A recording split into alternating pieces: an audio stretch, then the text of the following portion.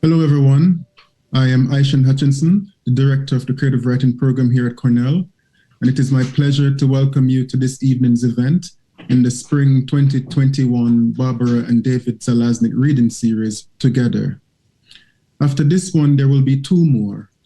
Please check out our website for more details and sign up to be added to our email list.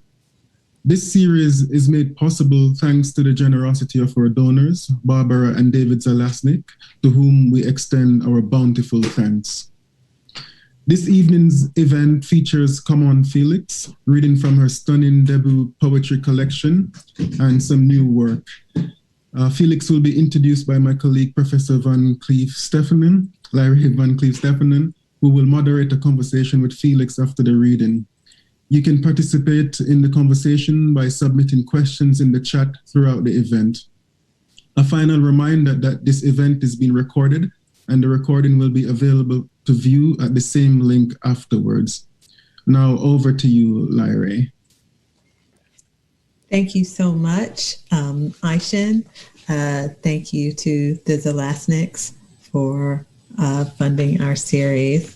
It is my great pleasure this evening to introduce Camonghne Felix. Camonghne Felix is a poet, a writer, speaker, and political strategist.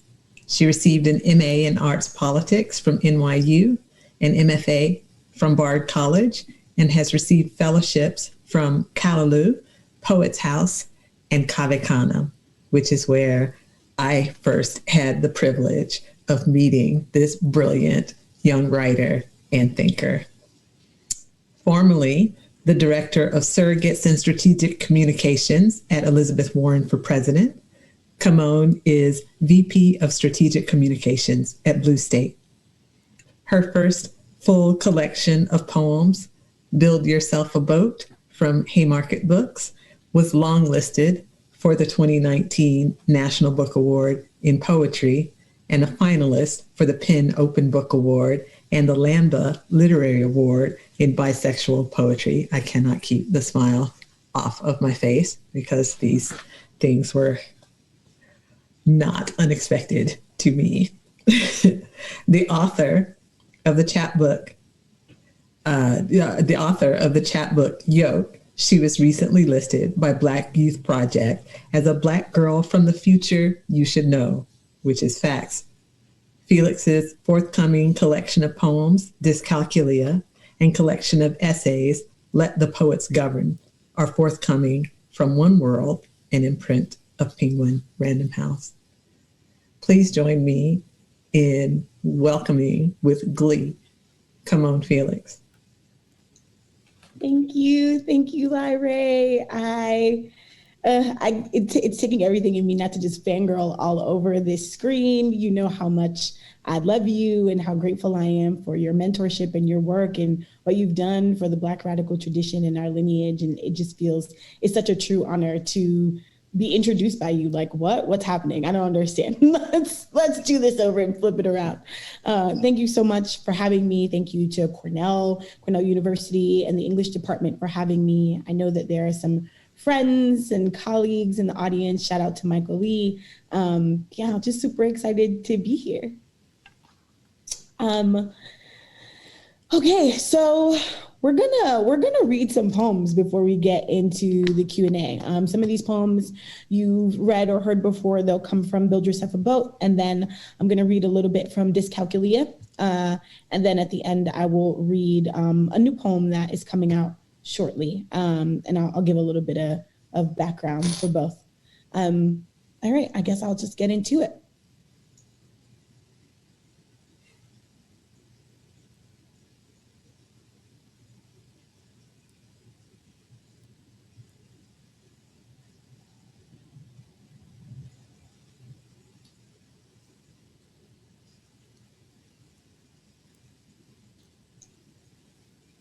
When I say the hood made me, I mean a sheer violence and a bed embalmed in it, a small girl pretzel-legged at the center, soft stones placed at the north and west of her frame, crystal stapled at the southernmost point, the New World assault capsule, a one-way entrance. Before her Nana died, there was a brief quiet, and then the spirits came and she was besieged with rupture, talking with them only through a series of bloodlettings, the blade cold against the stiff brown skin, the dare ripe with noise, so much noise. And is anyone listening except the pores of these walls to this girl shrugging out of the mud, sopping with it, but limbs activated nevertheless, and the stones with a tide of tension below pushing them up until the spirits exhaust and the crystals fall back into the bowl of the bed, the sugar sticky and stark.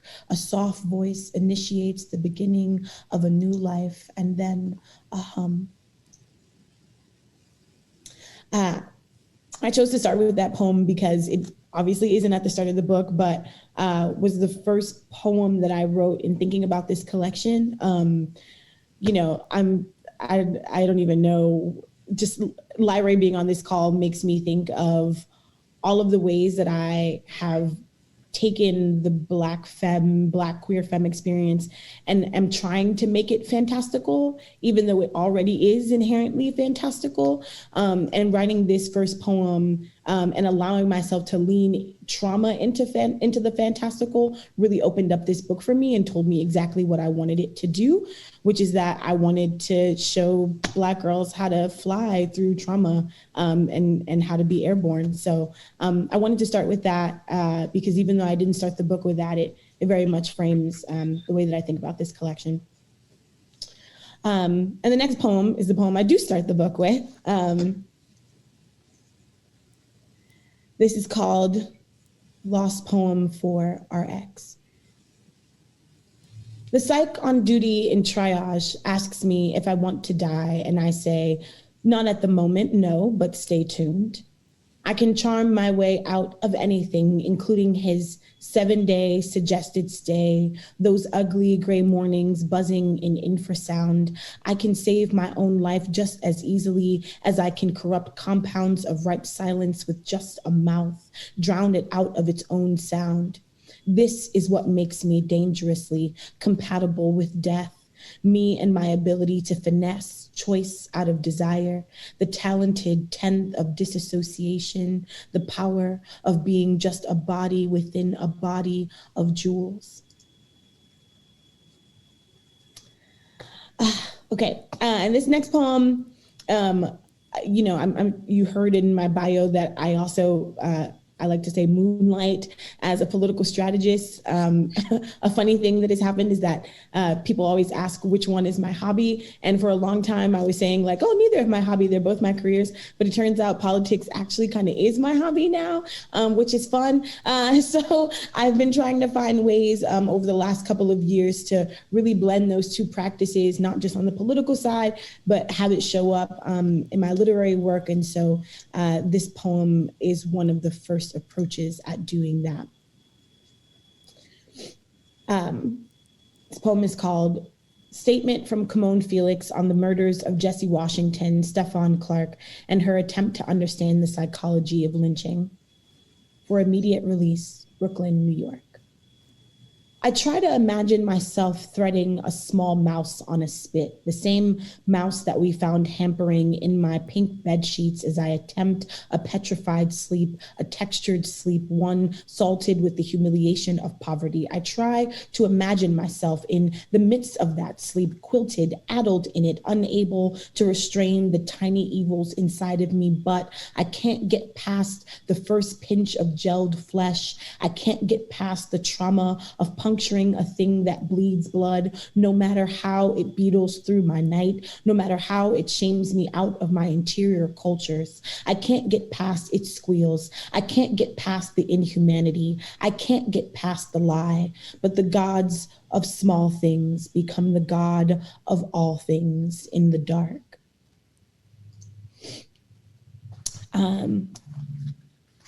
Okay. I'm kind of blowing through these because I want to leave space for Dyscalculia and also to talk. And also I know that many of you have read Build Yourself a Boat, which I'm so grateful for. Thank you. Really, I'm reading the bangers, right? I try to treat readings like we're putting out a new mixtape. So I'm going to go next to After the Abortion, which is a really difficult poem, but definitely one of my favorites, which we can talk about a little bit later about why and what kind of function I think it has in the space. The title is After the Abortion, an older white Planned Parenthood volunteer asks if my husband is here and squeezes my thigh and says, "You made the right decision, and then look what could happen if Trump were president. I mean, you might not even be here." What else could I say except I agree with you, really am bulldozed with grief. My strength a whistle in this cold parabola, everything an arch nemesis, all of myself a bowl. Instead I said, yes, he is here. I mean, my fiance. I know I made the right decision. Of course he is okay. We already agreed on this plan. I mean, look what could happen, she says. Hillary is our only option. I say, look, I haven't told anyone this. I am quitting my job. She says, my God, I think I understand your geography. No, not really. I mean, I'm leaving my good God government job. I work for the governor. She says, are you running? I say, sort of. I mean, I'm going to work for Hillary for America because we're looking at a critical fault otherwise, and they need my colloquial criticalities, my totalizing abnormalities, my compounds and constructs of trajectory. This is the only how I know to be had. I belong to the people, but not your people. I mean, I'm saying my people. You wouldn't understand this. I'm stealthy and spelt. I can counterswell any tide. I am prepared. She holds my hands, says, thank you. You must know that it matters. All of it matters. In the bed next to me, a woman solid with anguish and sleep is Ruby with the wash of bleeding out, and no one is tending. I look down at myself, curried with the same deep pink, realize no one is tending. In the taxi cab, my husband, I mean fiance, holds my hands, his fingers all lead, a dying creak at the pitch of a sword. He says, I'm okay when you're okay. You have to be okay. Remember, they're waiting on you. For days, I slept like this, my open submission to the cosmic opacities of time, my body shedding its just built mouth. He lies awake, meters between us, steady documenting a decay. My Black Studies professor said, what are you here for if you're not willing to die for it? I get it. I'm skunked with the fear of what I'm willing to kill for it. Where do I file this nuance? To whom do I spare this complaint? When I woke, he'd been fed, watered, wanted for, realized he didn't need my indecision or his inability to travel time or the bottomless glamour of conquering the unknown. I know now the octane faults of our ontological duties, the war between becoming and the formal unbecoming of being called. And they said they needed me. They did. So I went. We bellied the hole. I did what my mother asked of me, stepped into the heavy quilt of her ill-drawn life. I did my fucking job. I did what I was told. In the end, all my chemistry a performance of gratitude. All my insides turned purple with storms on election night. I flipped from channel to channel, neuroses in practice as weighted predictions balanced the draw. I think, no, oh please, don't you know what I've bled for this? In the distance, a lone voice, a soprano with cheer, and the silence settles in, succeeds with bare platitudes. I swear, my love, I did my best. I worked with what I know. I tilled, I paved, I foraged, labored a land, got us some growth, settled my currents, left all of us famished, bloody, hungry, at war. Okay.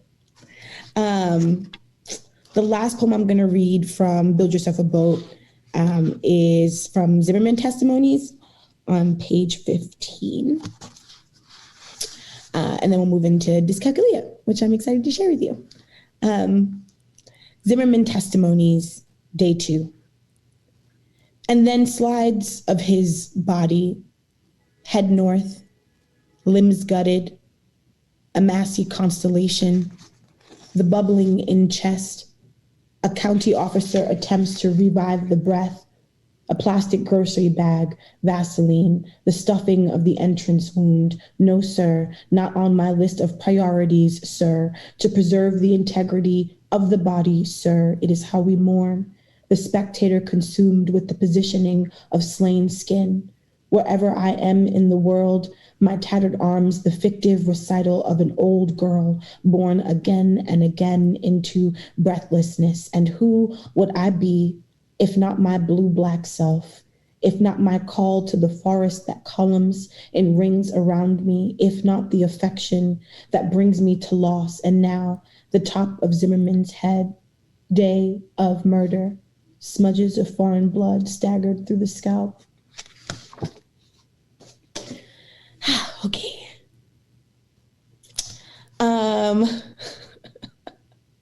Wow.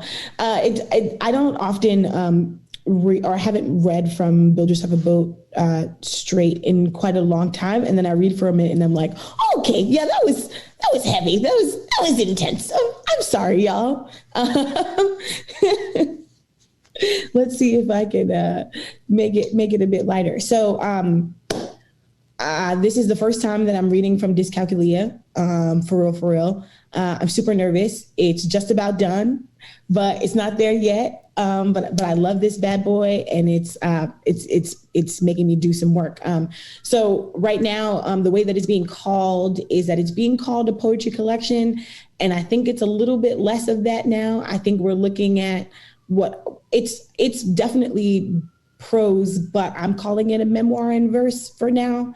And that might be helpful framing for how you hear some of the work. So, if you read Build Yourself a Boat, you know that I am very much against confessionalism, or rather very much against defining my work as confessional work or as living in the lineage of confessionalism, because I'm a Black poet, and Black poets don't really do confessionalism. We just tell the truth. But what I do think is happening a little bit with this book that I'm excited about is, if you grew up in, the early thousands, if you were on Tumblr, if you grew up on the internet, that oversharing, what people call oversharing, is very much just kind of how we learn to build digital community and talk about trauma. So I'm trying to sort of like take the blog format and superimpose that on this work. And I don't know, if I'm lucky, maybe I'll get a new form out of it. So yeah, just come with me on the ride, and I hope you fuck with it. So I'm going to read, first you'll hear a definition of the word dyscalculia, and then a quote. So dyscalculia. Dyscalculia is a term referring to a wide range of difficulties with maths, including weaknesses in understanding the meaning of numbers and difficulty applying mathematical principles to solve problems. Dyscalculia is rarely identified early and is a symptom of ADHD. And the epigraph. I recognize failure, which is important. Some people don't, and fix it, because it is data, it is information, knowledge of what does not work. That is rewriting. Toni Morrison. When I say I wanted to die, I do not mean it hyperbolically. I do not mean to metaphorize or distract. I do not mean a soft fall, a long sleep, the small death an organism may cause. I don't mean this to be a well-placed stand-in for something else. I am ill-placed. This statement is ill-placed. This cadence is ill-constructed. I am a flawed narrator, but I can tell this part of the story without mirage, without the phantasmagoria of misery. I loved him, and it gave me a fever. The afternoon he left, I fumbled after the tail of his shirt, arms extended at the elbows, reaching for him until I could grip him reaching for the exit, my hands locked around his biceps, my eyes begging in the heavy silence as my two friends stand beneath the angled roof, backlit by the day, hoping this reel of humiliation they are witnessing would end with a final out. I pull him into the bathroom for a bit of quiet privacy. Just talk to me, please. I walk him backwards into the windowless washroom, beg him, please don't go. Please look at me. I love you so much. He lifts me by the waist, eyes as flat as a steel band, places me on the bathroom sink and enters, one hand wrapped around my neck and covering my mouth. After 3 strokes, he pushes himself away from me, his relief dropping me to the vinyl floor where I crumble and I stay. From my corner of the universe, my universe just one panel of this tiled floor, I watch as he pulls his pants up, steps over me, steps over the bathroom's threshold, steps into the corridor where he opens the front door, looks down at me through a shroud of tearful, dolorous pity, whispers, I really am. I am so sorry, and goes. What I know now is that love is not just a mathematical system, but a chaos system, dialing us into our highest selves and troubling the foundation of what makes us us. And with a chaos system, all you can control is what you can account for, whatever you can quantify and collect. If you cannot identify a function, your human inconsistencies, then you cannot quantify its impact, the reason why you fail. Of course, some of the breakdown was him. He doesn't evade a single responsibility in this story, but the part I played was all me, and it makes sense that in this relationship in which I was, for the first time, most myself, my most authentic self, that the selves I put on to hide my true self would melt off, and in that melting, my most true instincts would shine through unmoderated and take over like a werewolf slowly coming into her final form. When I was very young, like 10 or 11, having already learned that my body is a sexual body with portals and buttons that open up to the heavy hand of rupture and heat, I discovered porn. And as I discovered porn, slowly and precisely uncovering each corner of the shadowy web, I discovered kink. And as I discovered kink, I discovered a qualitative fact of human nature. It is incredibly normal to crave the cold hands of abject humiliation. It was second grade when I realized I was a bit different and that it was a tragedy. We were in reading circle and our teacher, whose name nor face can I remember, was conducting the reading terribly slowly, and I had already read the book.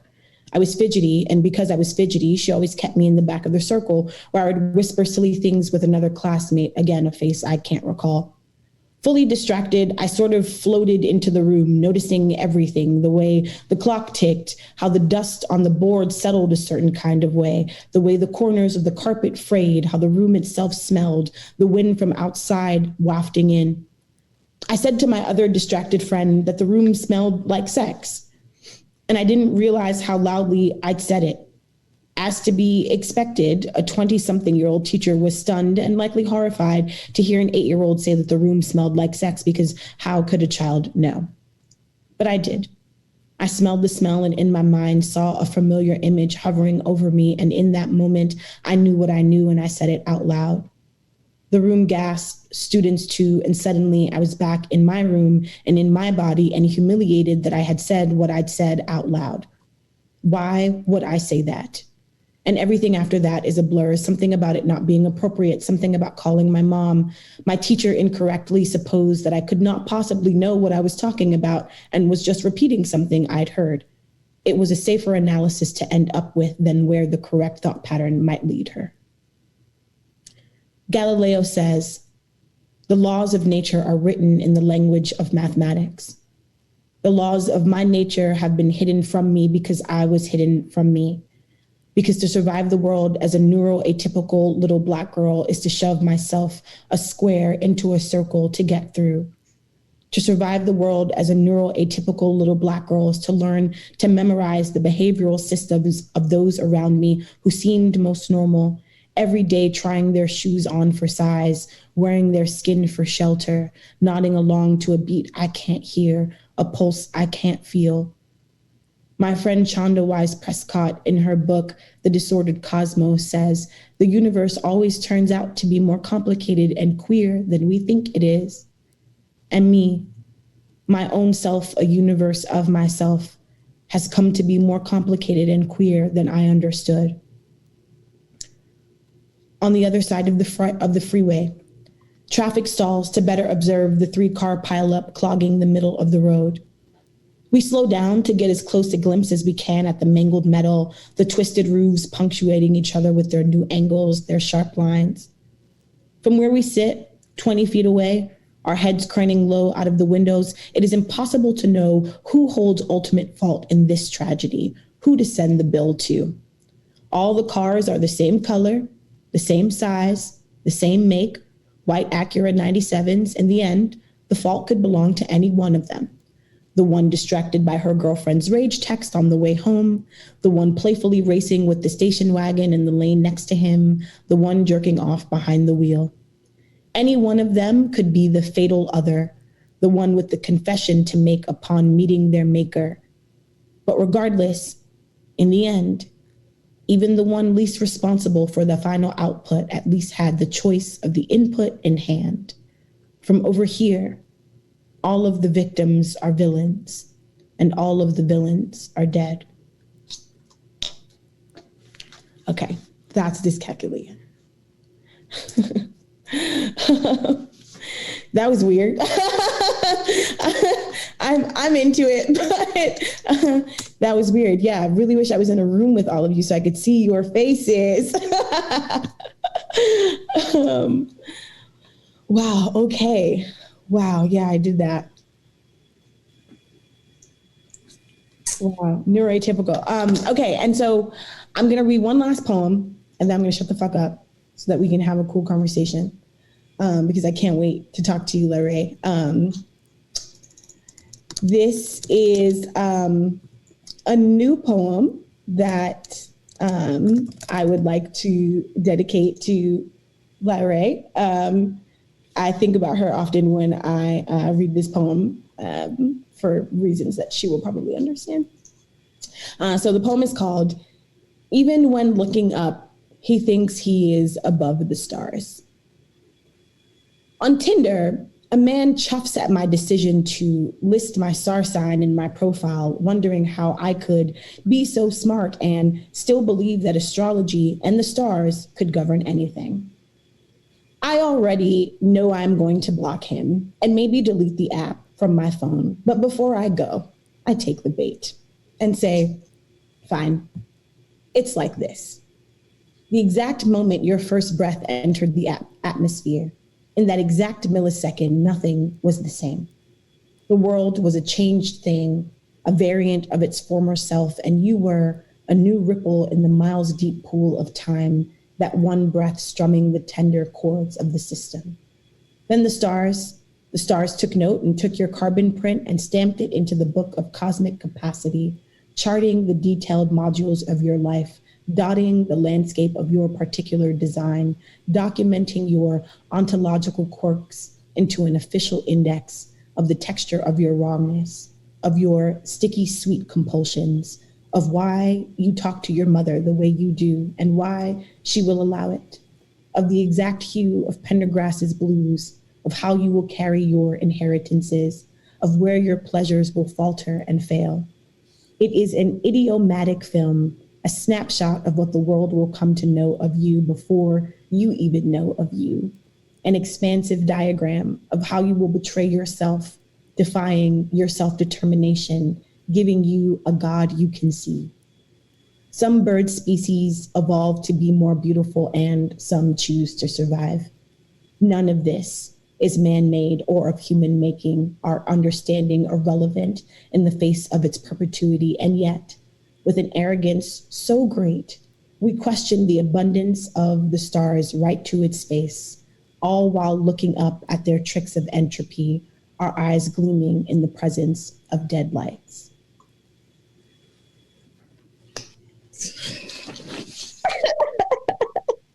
And that's dedicated to Lyrae for lots of reasons, but one of the biggest reasons is just like Black girl magic in many spaces, especially in spaces that are inherently masculine or inherently white, like doubt the intuitive information that we come into these spaces with. And I would be nothing if I didn't learn to trust those intuitive things about me, the stars and all that. And Lyrae, I think, is like an incredible representation of how Black women have been doing that, especially in poetry, for a long time. And I'm just very excited to be writing in your tradition. And that's it. I'm going to stop fangirling now.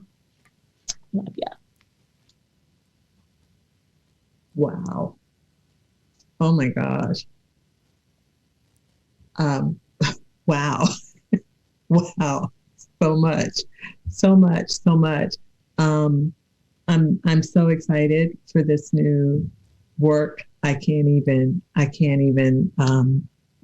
tell you how excited I am for this new work and to hear what you're doing. So many things standing out in my mind. I had initially as a question that I wanted you to talk to us about dyscalculia, but I've got so many different questions branching off from that question. The conversation that I hear already like kind of happening with Miss Lucille and Good Woman, that novel in verse, and how that immediately came to my mind. The way that you set things up, thinking about the blog format and the possibility of new forms being emergent in the system of what you're writing. The politics of speaking a Black femme experience and that desire to make the space for Black femme girls to fly is it, and to make the Black femme experience fantastical.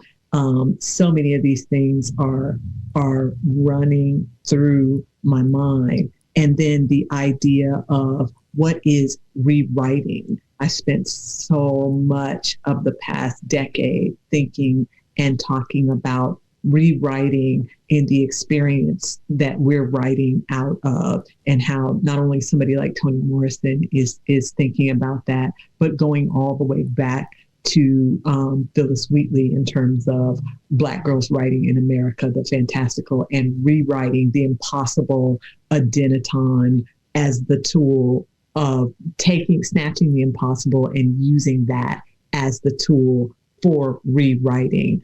And so can you talk to us a little bit more about because I can hear that you started off with one thing and it's like it's changing itself as you write it. Can you tell us a little bit about that process? Yeah, for sure. So, so much of Dyscalculia is built in that exact frame of rewriting, that the way that Toni talks about it at the beginning of that book, right? Which is not just editing or even revision, right? It is taking a story, either a story that you've told yourself or a story that you've told about yourself or a story that's been told to you, and rewriting it in a way that actually reflects what you know, right? It makes me think of something that you told me a couple of years ago where you said, I think what you said was, stop saying you don't know when you know. I think that to me is the rewriting, right? It's so often, I think, especially as Black women writers, we go into the work, into the text with questions, right? And what we're trying to do is we're trying to answer questions, either questions that we have or questions that we think other people have about the world and about the work. And often what happens is that I have found for myself that I'm giving answers that I don't necessarily trust or even believe in, right?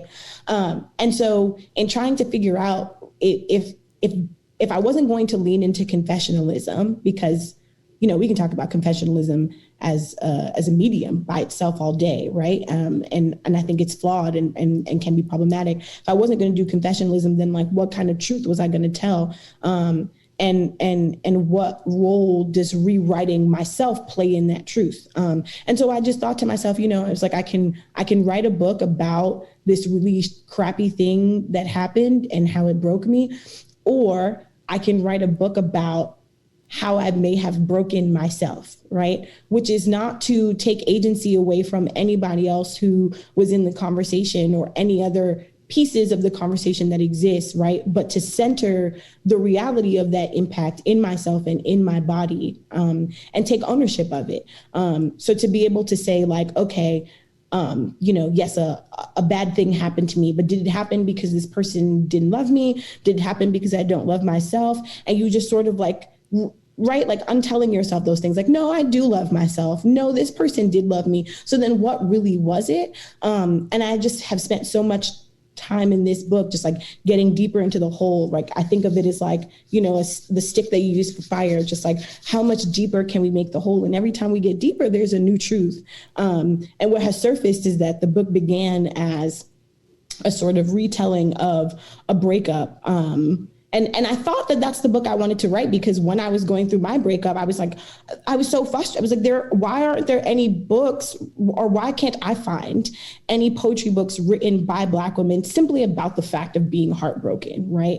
And about the fact that that's fine. Like, no, you don't have to get up and go to work tomorrow. No, like, where is that book? And then what I realized in looking for that book was both that it was certainly a book I needed to read, but I also needed to read something that helped me process myself through that experience, right? So not just enough for me to like tell myself the same story over and over again, I'm bad, or this person's bad and I've been hurt, but the opportunity for me to like rethink every event and really understand who I was in those moments and what it meant for my whole history, for everything that I've experienced and everything that I've seen. So that's a big part of it, right? And I think something that I wanted to play around with a lot is, I get nervous about being a narcissist.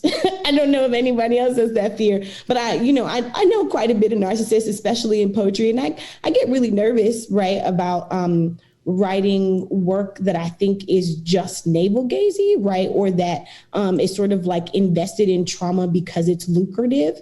And I wanted to think for myself, like, if I'm going to write about trauma, how can I complicate it both for myself and also for the space? How can I complicate it for the craft?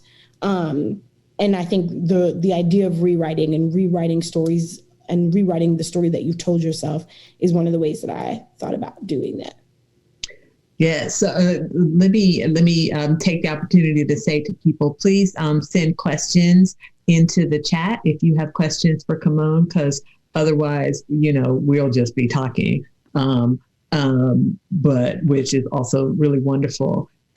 Looping back around that bit of advice about stop saying that you don't know the things you know. And that's actually from a Toni Cade Bambara essay, and an essay in which a little girl is explaining to her grandmama, the theory of relativity and coming home. And the grandmama is saying, well, where do I sing? Like, you tell me, and then you tell me where my part comes in, and then I'll sing my part. And the little girl is saying, well, you don't sing it, Grandma. And eventually the grandma asks her, what are you pretending not to know today? And, speaking in those spaces that you're talking about and rewriting against that constant writing over that's happening, I find particularly to Black femme girls, particularly to non-neurotypical girls who are trying to figure out how to make space in the world, that constant fighting also against, you're a poet and so you're supposed to be over here. And if you are doing this other thing or sliding into this other form, then you are trying to be someone out of some white tradition that completely erases Toni Cade Bambara and June Jordan and the people, Toni Morrison and people who are in it. I'm just kind of like, how did Toni Morrison just become invisible? 100%. Right. Yeah. Yeah, that's exactly it, right? Where it's like, and that's why so much of me sort of like pushing back against the idea of writing into confessionalism is very much political, right? Because I don't think, like, Toni Morrison was not invested in the kind of confessionalism that Sylvia Plath was invested in. They had completely different stakes, right? I think that, like, the way that I have understood the kind of truth telling and revising and retelling that Black women poets, and just Black women of the literary arts traditions, the kind of retelling that they're trying to do is a retelling that helps Black people understand the full function of their human experience, right? And all of the full spectrum of their human experience, where I think that confessionalism, especially, white feminist confessionalism, is about a very particular kind of human experience that doesn't tend to be very diverse, right? I remember my first year in my MFA program at Bard, one of my professors was like, You remind me of Sylvia Plath. And I was like, no, I don't. The only reason why you think that is because like there is a poem that doesn't make you feel great, right? Or in which like you feel as a man implicated, right? Both like by your gender and also by your presence as a white man in the room. And I just refuse to allow myself to get trapped into that framework, into this idea that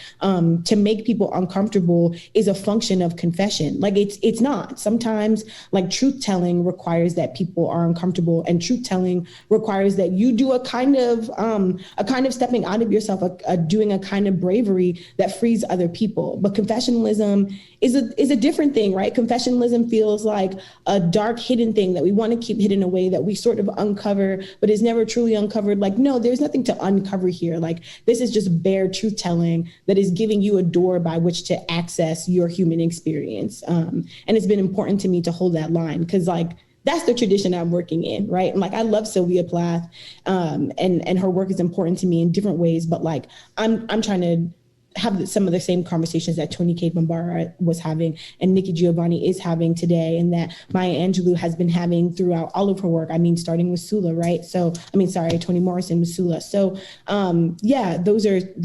that's a big part of how I'm thinking about this tradition and how I'm writing this book into it. So in an interview, I'm going to give you a thing that you said and then ask you about the way that the personal and the political come together in your own work and life right now and over the past few years. You said in an interview, "My career ambition is to help make the world better for people who have less privilege than I do. I do that through working in politics and through writing poetry. They complement each other. When I think about politics, I'm still a poet. I think in language and metaphor. When something happens in the world, my first thought isn't, how do I use statistics to explain what's going on? It's, how do I use words and images to make people care about this? To do my best work in politics, I have to think poetically. And to do my best work in poetry, I think I have to think politically."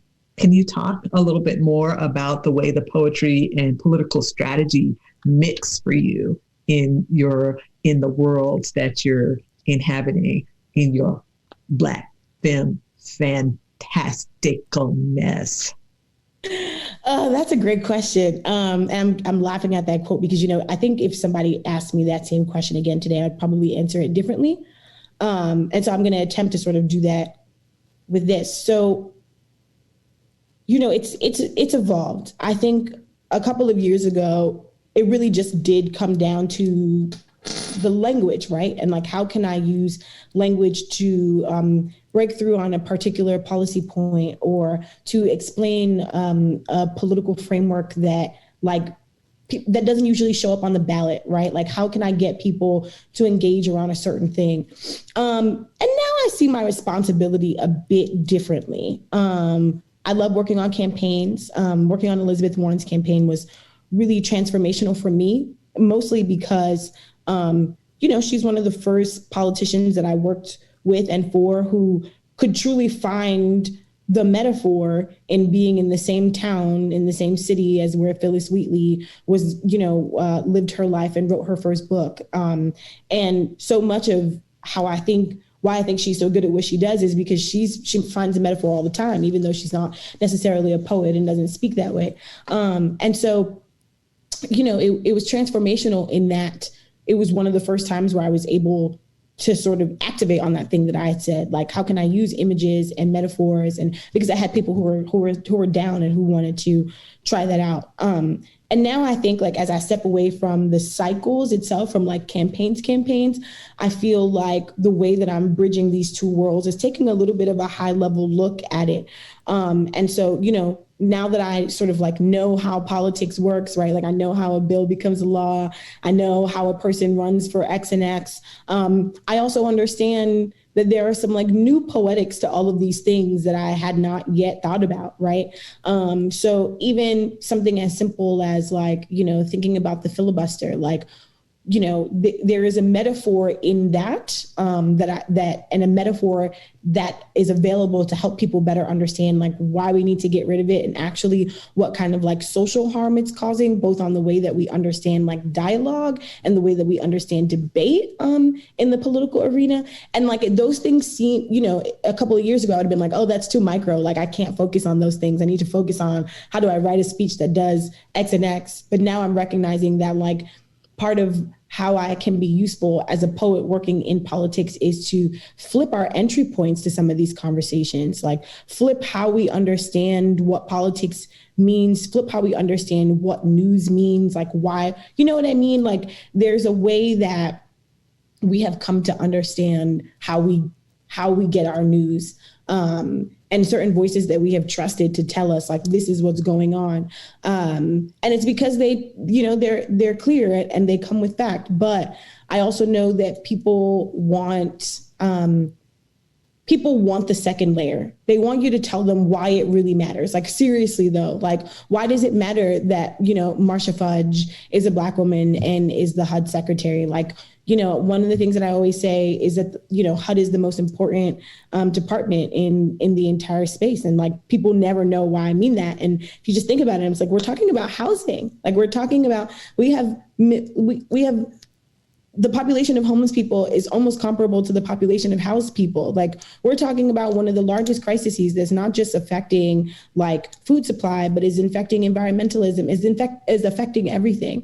And I want to find ways now to help people understand those things by using metaphor and poetics as a way to get them closer to it, not just telling them what I think they should hear, but helping them access a different way of thinking about it that maybe helps them hear something different altogether.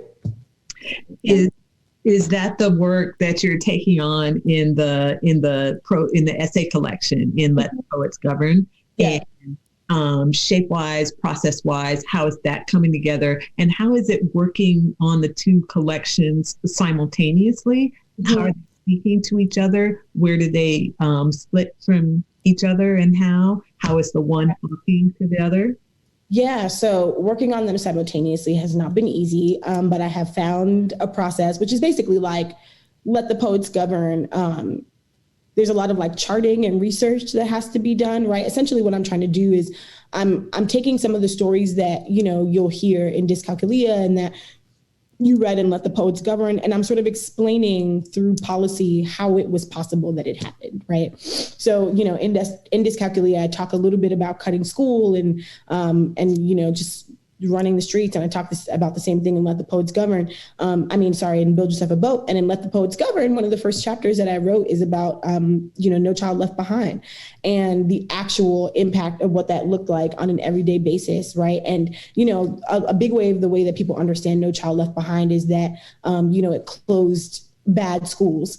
But the implication of that was so significant and also so hyper local.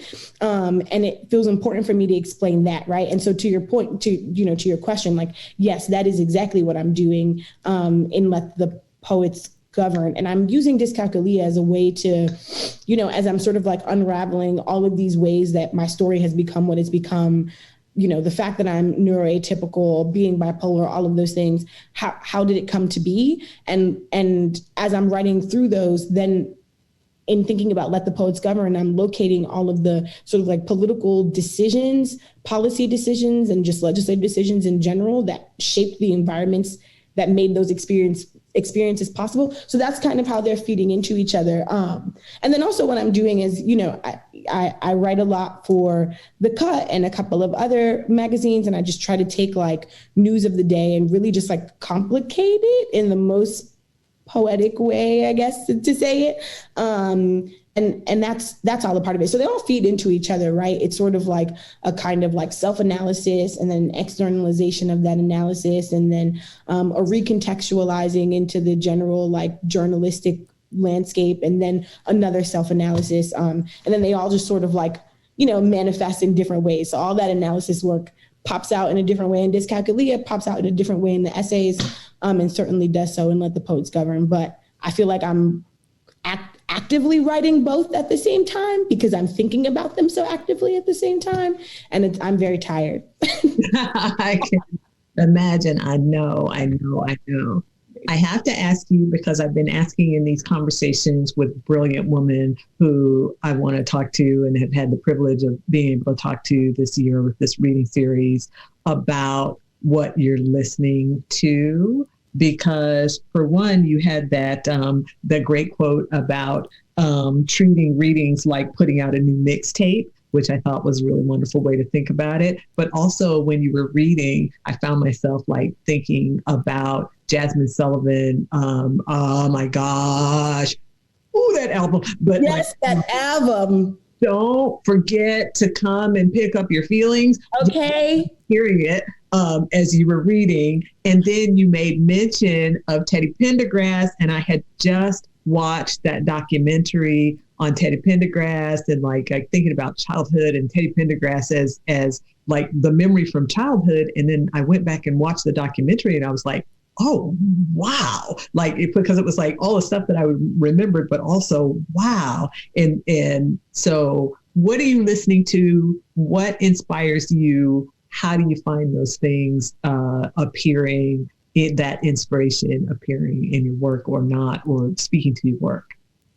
Yes, I love this question. Okay, so obviously, yes, you know that album. Okay, when we talk about Black Lady Blues in 2021, baby, if that's not a blues album, I don't know. Like, fine, it's pop, I know, but still, right? I mean, okay, so there's that. Then I'm also like so I don't know if you know JoJo. She came out with, JoJo. She came out with that single when like Leave Get Out. She was like 13. Yeah. I'm just like, okay, but I mean, we're going to have the conversation afterwards because I don't know we know each other like that. But I'm just like, I'm still like surprised sometimes, like, come on, what? Right, you're like, say it. So part of why I love her so much is it is rare to genuinely grow up with an artist that you really appreciate, right?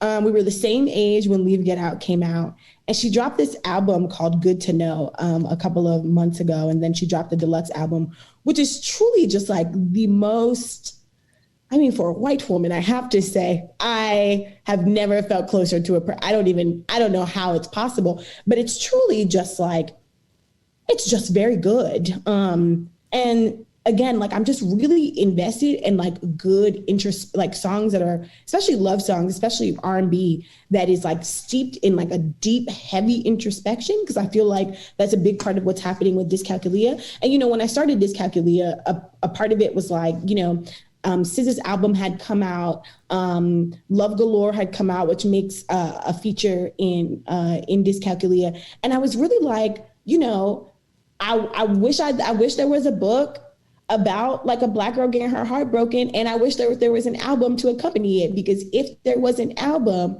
it would be SZA and JoJo and all these people would be on it. So I'm listening to a lot of just like, the young R&B crooners, just letting them imbue me with that sad shit. So yeah, that's a lot of what I've been listening to. And honestly, I've been watching a lot of TV. I have been watching a lot of TV, a lot of movies, because I really fucking like TV and movies. And one show that has been a wild thought partner for me in Dyscalculia has been I May Destroy You. I mean, what a way to like have, like, this book is already like pretty much, like done in terms of the content. And I watched I May Destroy You, and I was like, she's saying, that's what I'm saying. She's saying what I'm saying. And every song that she played that, that is played in that show also does a very similar thing. So, get into I May Destroy You in that soundtrack, and you will have a window into my mind.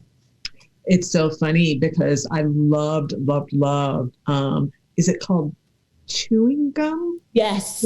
So good. Was just, I was so grateful for her. I was just like, who is this? And how? I Destroy You. I took heed of the title, and I haven't even done it yet. Like, everybody was watching it, and I was just like, I don't know. I don't know if I'm ready. I don't know if I'm ready either to be. Yeah, I know. I know. It's like I read everything that I could about it, but I was just like, what's my background? I don't know. I understand her. She's so brilliant. It's just so offensive. How dare, just to know that there are people just walking around in the world who are that brilliant, really. And come on. Yeah. This is what I'm going to end with. How dare you to know? How dare you? How dare you? How dare you? Since I met you at Camonghne, I'm really, really I'm blown away by your work. I am blown away by the work that you do in the world. I am just honored and privileged to know you. And I'm really, really so happy. I wish that it was live. We're going to have to, we're going to have to come. We're going to have to do it again. Also, I kind of want to get you to have another conversation about the math and science part of your work with some other folks here at Cornell. So you're going to be hearing from me again sooner than you expect. Yeah. Thank you so much for the opportunity to hear your work and to have this conversation with you. Thank you. I want to thank our audience and the Creative Writing Program. Thank you so much to the Zalaznicks for funding our series, to the brilliant Aishan Hutchinson for being our fearless leader this semester, to everyone at Cornell. Thank you, Kyle. Thank you so much, Lynn and Aurora, for keeping us together all of the time, because we would be lost. And by we, I mean, I would be lost, Lynn and Aurora. So thank you all so much for joining us this evening. And we will see you the next time. Thanks, everybody.